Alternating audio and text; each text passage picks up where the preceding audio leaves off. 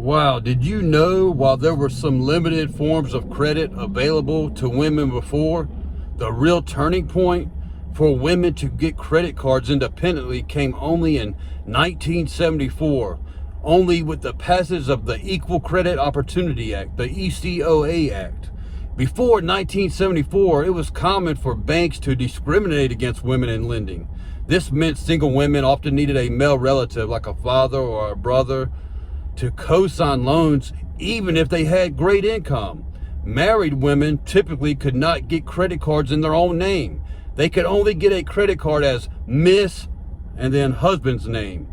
And the credit history would accrue solely to their husband. The ECOA made it illegal for banks and other creditors to discriminate based on sex or marital status, among other factors. This law was a crucial step towards financial autonomy for women, allowing them to apply for and obtain credit in their own names and build their own credit histories. Just a fun little financial tip for you, or fact for you today.